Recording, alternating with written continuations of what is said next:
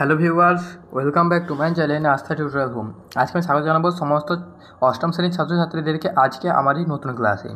আজকে আমার ক্লাসটি হচ্ছে এখানে ক্লাস 8-এর এনভায়রনমেন্ট সায়েন্স মানে পরিবেশ ও বিজ্ঞানে থার্ড সেমিস্টারের স্কুল নম্বর 13 সমস্ত শর্ট কোশ্চেন আজকে আমার আলোচনা করে দিয়ে চলেছি। এই স্কুল নম্বর 13 মানে যেটা হচ্ছে তোমাদের পেজ নম্বর 229, 230 এবং 231 এই তিনটি পেজের অন্তর্গত এই স্কুলের সমস্ত প্রশ্নগুলো আজকে আমরা আলোচনা করে দিয়ে চলেছি। ক্লাসটি তোমার জন্য খুবই গুরুত্বপূর্ণ, কারণ এই স্কুলের সমস্ত খুবই গুরুত্বপূর্ণ কোশ্চেনগুলো আছে, তাই তোমরা ভিডিওটি সম্পূর্ণভাবে দেখবে এবং এরপর তোমাদের স্কুল নম্বর 14 সম্পূর্ণভাবে সলিউশন পাওয়ার জন্য অবশ্যই আমাদের চ্যানেলটিকে সাবস্ক্রাইব করে পাশে বেল বাটনকে অন করে দেবে। চলো শুরু করছি স্কুল নম্বর 13 ফিজিক্যাল সায়েন্স দিয়ে। দেখো কী দেওয়া ছিল, দেখো এখানে ফিজিক্যাল সায়েন্স একের দাগে বলছিল যে সঠিক উত্তরটি নির্বাচন করো। এখানে প্রথম প্রশ্ন বলছিল যে সঠিক উত্তরটি নির্বাচন করো। প্রথম প্রশ্ন কি বলছিল দেখো, দেওয়া ছিল যে 60 ডিগ্রি কোণে আনত দুটি দর্পণের মাঝখানে কোনো বস্তু রাখলে বা বস্তু থাকলে দর্পণের উপর গঠিত প্রতিবিম্বের সংখ্যা কত হবে। এটা নির্ণয় করার সূত্র একদম সহজ। দেখো সূত্রটা কি, সূত্র হচ্ছে 360 ডিগ্রি বাই থিটা, থিটা মান কত 60 বাই -1, তাহলে এবার ভাগ করলে কত পাবো 6, 6 - 1 = কত 5 হয়ে গেল। এরপর দেখো দ্বিতীয় প্রশ্ন কী দেওয়া ছিল, জি এর মান প্রদত্ত কোনটির উপর নির্ভরশীল। উত্তরটি হচ্ছে এম এর উপর নির্ভরশীল। এরপর কী দেওয়া ছিল দেখো তৃতীয় প্রশ্ন, ZnO বা জিঙ্ক অক্সাইড হলো, উত্তরটি হবে উভধর্মী অক্সাইড। এরপরে আইভির দাগি, এ একটি রাসায়নিক পদার্থ যা অক্সিজেনকে শোষণ করতে পারে এবং বি বর্ণ ধারণ করে। এ এবং বি এর নাম লেখো। উত্তরটা হচ্ছে এ হচ্ছে অ্যামোনিয়ামযুক্ত কিউপ্রাস ক্লোরাইড, আর বি হচ্ছে বিটা যে বর্ণ সেটা হচ্ছে নীল বর্ণ ধারণ করে। এরপরে পঞ্চম প্রশ্ন, এ ও বি দুটি মৌল বা রূপভেদ মৌলেরই অধিশোষণ ধর্ম বর্তমান। এ জল পরিশোধনে ব্যবহৃত হয় এবং বি গ্যাসকে অধিশোষণে ব্যবহৃত হয়। অধিশোষিত গ্যাসটি উদ্ভিজ্জ তেল থেকে বনস্পতি জাতীয় ভোজ্য ফ্যাট প্রস্তুতিতে ব্যবহৃত হয়। এ এবং বি হলো, এটা হচ্ছে চারকোল এবং বি হচ্ছে হাইড্রোজেন গ্যাস। এরপরে ভিআই দাগের ঠিক একই দেবে আরও একটি কোশ্চেন, এ এবং বি একই মৌলের দুটি রূপভেদ হবে যদি উত্তরটি হবে সমভরের এ এবং বিকে দহন করলে একই ভরের একই যৌগ উৎপন্ন হয়।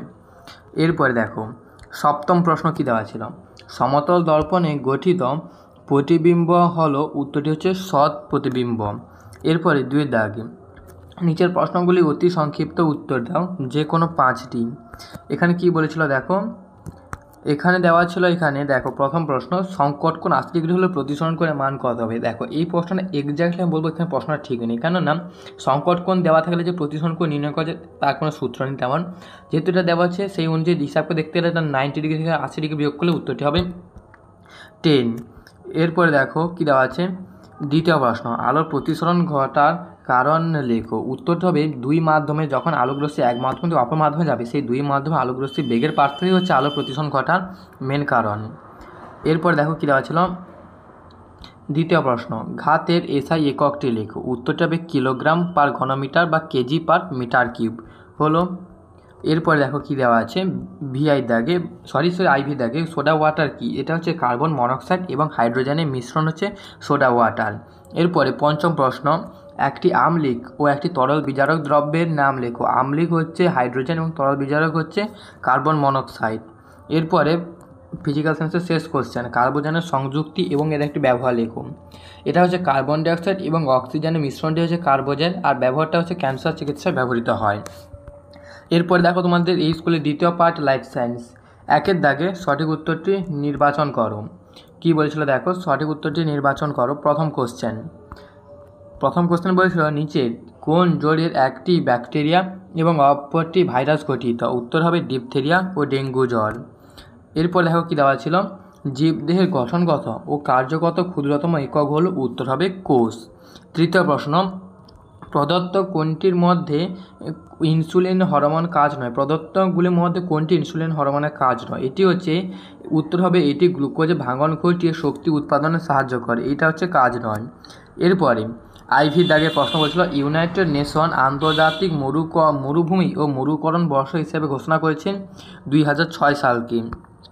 এরপরে পঞ্চম প্রশ্ন দেখা ছিল কি দেখো, গরম মশলা 3টি উপাদান হলো, উত্তর হবে গোলমরিচ, দারচিনি আর লবঙ্গ। দুই দাগে নিচের প্রশ্নগুলির নির্দেশ মতো উত্তর দাও। প্রথম প্রশ্ন কী দেওয়া ছিল দেখো এখানে, শূন্যস্থান পূরণ করো। আদর্শ বনের উপরের স্তরকে বলা হয় ড্যাশ, উত্তর হবে ক্যানোপি বা ছাদ। এরপরে দ্বিতীয় প্রশ্ন, বিষ সদৃশ্যটি বেছে নিয়ে লেখো। পিটুইটারি গ্রন্থি, লালা গ্রন্থি, থাইরয়েড গ্রন্থি আর শুক্রাশয় গ্রন্থি। উত্তর হবে শুক্রাশয় গ্রন্থি, কারণ এটি জনন গ্রন্থি আর বাকিগুলো জনন গ্রন্থি নয়। এরপর দেখো তৃতীয় প্রশ্ন, সত্য অথবা মিথ্যা নির্ণয় করো। এশিয়া মহাদেশে অবস্থিত ঠান্ডা মরুভূমি থর মরুভূমিতে ব্যাকট্রিয়ান উট দেখতে পাওয়া যায়, কথাটি ভুল। এরপরে প্রশ্ন কী দেওয়া ছিল দেখো, আইভির দাগি হুপিং কাশি ও জলাতঙ্ক রোগের জন্য দায়ী অণুজীব কোন কোন প্রকৃতির হয়। হুপিং কাশি ব্যাকটেরিয়া প্রকৃতির হয়, জলাতঙ্ক হচ্ছে ভাইরাস প্রকৃতির হয়।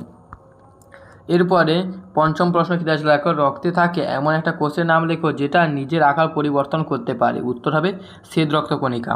এই ছিল আজকের ক্লাসে স্কুল নম্বর 13 সমস্ত প্রশ্ন উত্তর আলোচনা করে দেওয়া হলো।